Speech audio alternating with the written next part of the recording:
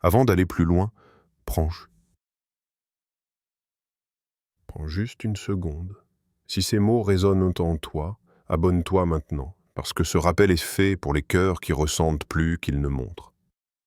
Écris aussi en commentaire un seul mot ou une phrase qui décrit ce que tu ressens en ce moment. Peut-être vide, confusion, paix étrange, ou même je ne comprends pas. Et partage cette vidéo à quelqu'un qui traverse le silence sans savoir pourquoi. Reste surtout jusqu'à la fin. Une surprise t'attend, et elle pourrait changer ta façon de voir ce que tu vis. Il y a des moments dans la vie où quelque chose se brise sans bruit. Pas une rupture violente, pas un choc brutal, mais un glissement lent, presque imperceptible. Tu regardes autour de toi et tu réalises que tu ne reconnais plus vraiment ton entourage. Les visages sont les mêmes, mais la connexion n'y est plus. Les discussions continuent, mais elles sonnent creux. Les rires existent encore. Pourtant, ton cœur n'y répond plus de la même manière. Les gens s'éloignent, ou peut-être que c'est toi qui te retires, sans même t'en rendre compte. Les messages deviennent rares, les invitations diminuent, et toi, tu te retrouves face à ce silence que tu n'as jamais demandé. Un silence qui n'est pas confortable, un silence qui pose des questions, un silence qui oblige à regarder à l'intérieur. Alors tu te demandes, est-ce que j'ai changé ? Est-ce que je suis devenu difficile ? Est-ce que j'ai été mis de côté ? Tu cherches une raison logique. Tu analyses tes paroles, tes choix, tes décisions récentes. Tu repasses les scènes dans ta tête comme pour trouver l'erreur que tu aurais commise. Mais parfois, il n'y a pas d'erreur. Ce que tu ressens n'est pas toujours lié à ce que tu as fait, mais à ce que tu es en train de devenir. Et c'est là que le silence devient troublant. Parce qu'il ne fait pas que t'isoler des autres. Il te rapproche dangereusement de toi-même. Dans ce calme forcé, certaines pensées remontent. Des questions que tu avais étouffées. Des vérités que tu avais repoussées.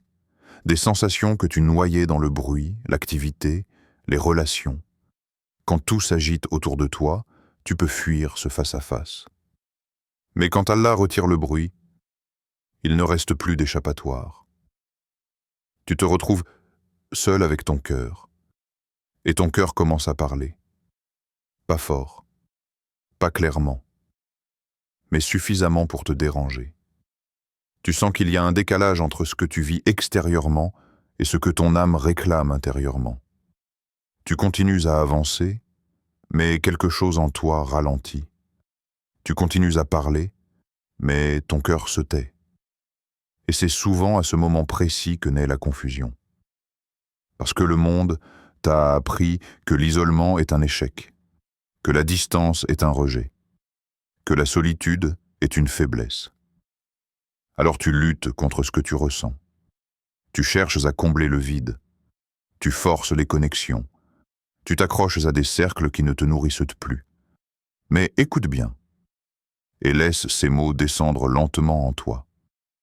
Ce que tu vis n'est peut-être pas un rejet, mais un appel d'Allah. Un appel discret. Un appel sans notification. Un appel qui ne passe ni par les gens, ni par le bruit, ni par l'agitation, un appel qui passe par le retrait. Quand Allah veut attirer un cœur à lui, il ne le noie pas toujours dans l'abondance. Parfois, il l'allège. Il retire, il espace, il isole, non pas pour punir, mais pour révéler. Parce que certaines vérités ne s'entendent que dans le silence. Certaines directions ne se montrent que quand les distractions disparaissent. Et certaines transformations ne commencent que lorsque tu n'as plus où te cacher. Si tu ressens ce vide étrange, si tu te sens à l'écart sans comprendre pourquoi, si tu as l'impression que quelque chose se termine sans savoir ce qui commence, alors reste bien attentif. Ce que tu crois être une perte pourrait être le début d'un réalignement profond. Et ce silence que tu combats pourrait être porteur d'un message que ton cœur attend depuis longtemps. Il y a un silence qui apaise, et il y a un silence qui interroge. Celui que tu ressens en ce moment ne ressemble pas au repos. Il ressemble à une pause forcée. Comme si quelque chose en toi avait appuyé sur stop sans te demander ton avis. Ce silence ne vient pas d'un jour à l'autre. Il s'installe doucement. Il commence par une sensation étrange. Tu fais toujours les mêmes choses, mais elles ne te remplissent plus. Tu es au milieu des gens, mais ton esprit est ailleurs. Tu participes, mais sans vraiment être présent. Et plus tu avances, plus tu te rends compte que le bruit t'épuise.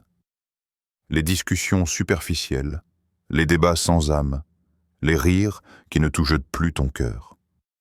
Alors Allah commence à retirer ce bruit. Pas brutalement.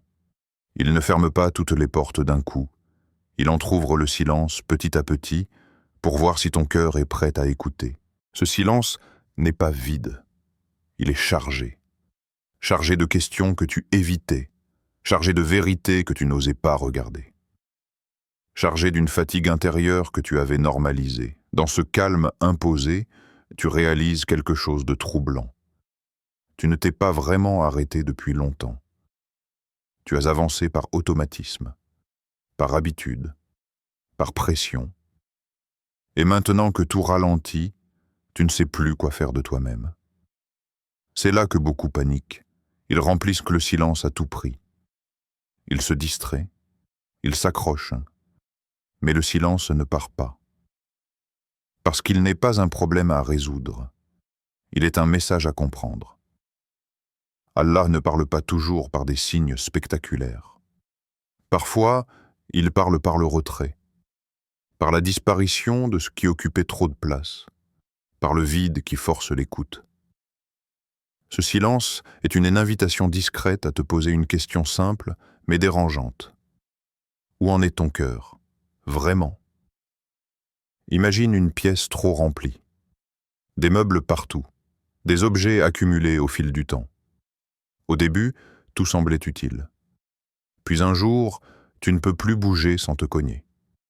Ton cœur fonctionne de la même manière. À force de relations, d'attentes, de rôles à jouer, il devient encombré. Il porte des choses qui ne lui appartiennent plus.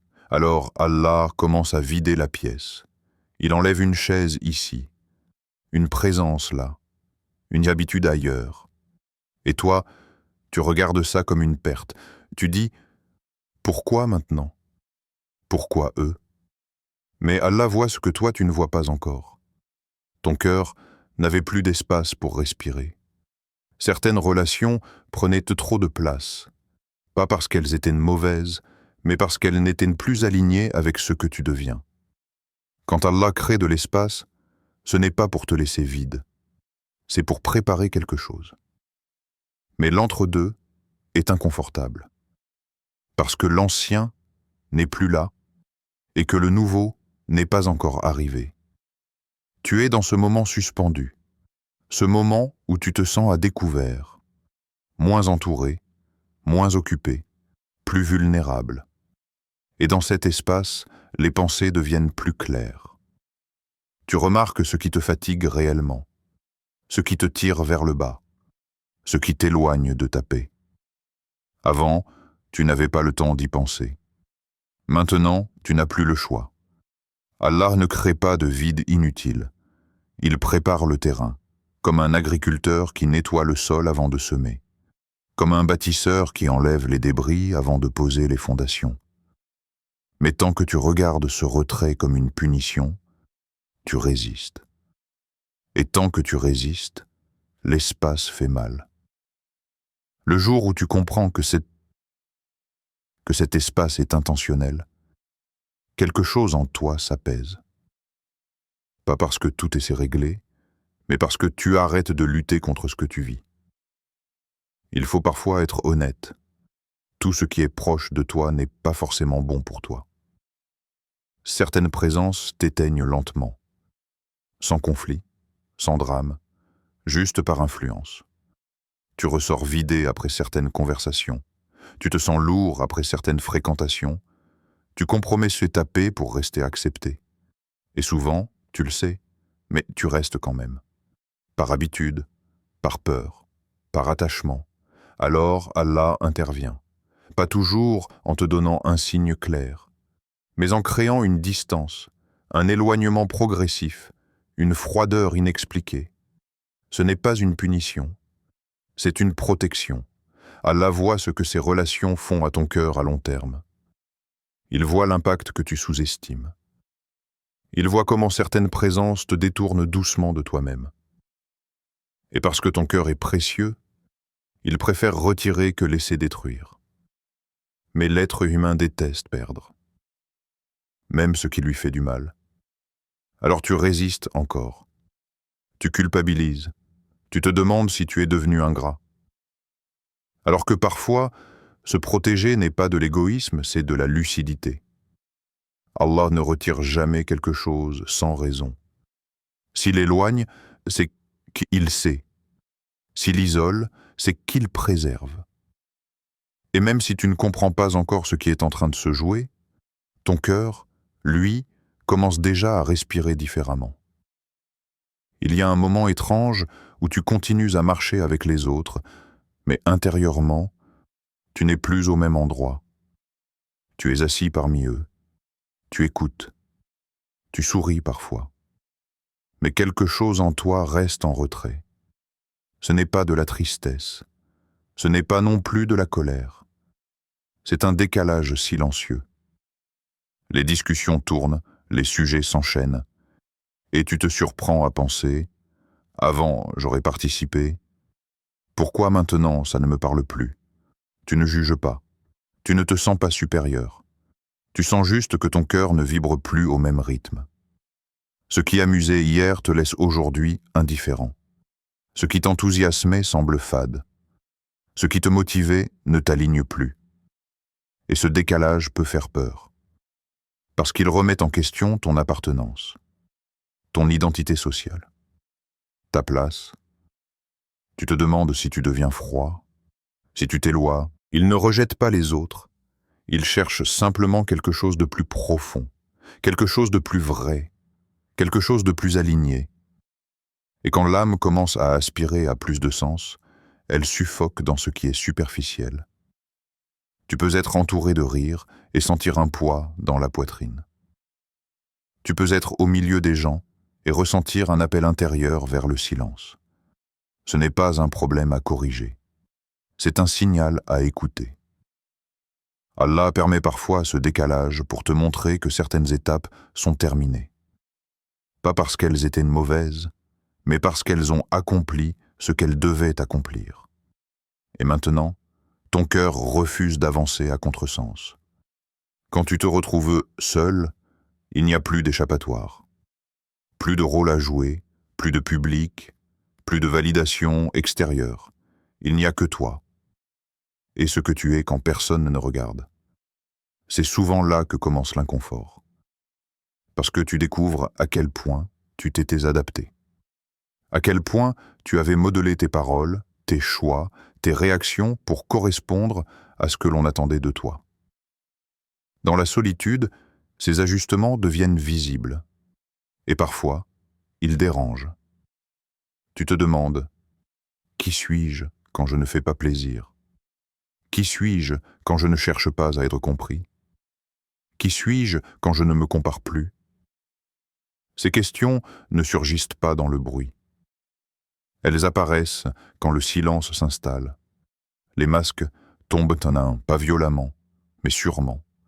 Tu réalises que certaines décisions n'étaient pas guidées par ta foi, mais par la peur de déplaire. Que certains choix étaient dictés par l'habitude, pas par la conviction. Et cette prise de conscience peut faire mal. Parce qu'elle t'oblige à regarder ce que tu évitais. Mais elle est nécessaire. Allah ne cherche pas des apparences, il cherche la sincérité. Et la solitude est l'endroit où cette sincérité se révèle. Là où tu ne peux plus te mentir. Là où ton cœur commence à parler sans filtre.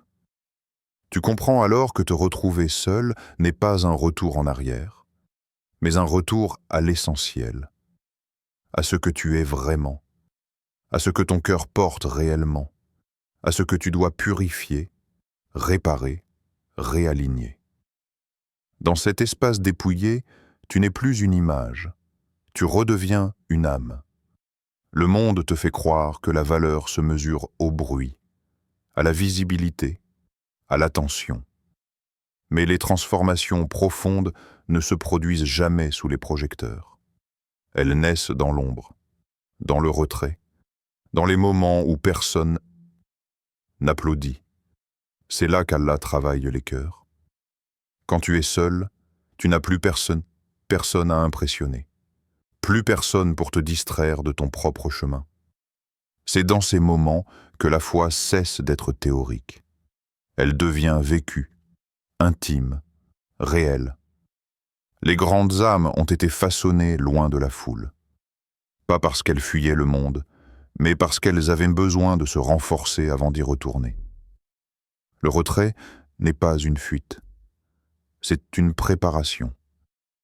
Comme une graine sous la terre. Invisible, silencieuse, mais en train de se transformer. Si tu la déterres trop tôt, elle meurt. Si tu la laisses faire son travail dans l'obscurité, elle sortira plus forte. Allah fonctionne ainsi avec les cœurs. Il les retire parfois du bruit pour les fortifier dans le silence. Ce que tu vises aujourd'hui peut sembler vide, mais ce vide est actif. Il travaille en profondeur. Quelque chose se restructure en toi. Quelque chose s'aligne. Quelque chose se prépare. Et même si tu ne vois pas encore le résultat, le processus est déjà en cours. La solitude que tu ressens en ce moment n'est pas un vide. Ce n'est pas un abandon, ni un signe que tu as été oublié. Ce silence, cette sensation d'être seul face à tes pensées, à tes épreuves, à tes peurs, est en réalité un passage. Un passage entre ce que tu étais hier et ce que tu es appelé à devenir demain. Trop souvent, nous voyons la solitude comme un poids. Nous la redoutons, nous la fuyons.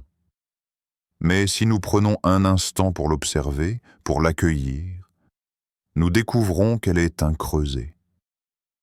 Un creuset où Allah prépare ton cœur, purifie tes intentions et renforce ton âme pour l'étape suivante de ta vie. Chaque moment de silence, chaque épreuve qui te semble isolante a un rôle précis. Il te prépare à comprendre la valeur des liens que tu as perdus ou que tu n'as pas encore trouvés. Il te prépare à apprécier la lumière après l'obscurité, la paix après la tempête et la clarté après la confusion. Ne cherche pas à combler ce vide trop rapidement. Ne remplis pas ton cœur avec des distractions éphémères ou des bruits qui ne nourrissent pas ton âme. Permets à ce temps de transition de faire son œuvre. C'est dans ces moments-là que ton caractère se façonne, que tes priorités se clarifient et que tes aspirations spirituelles se précisent.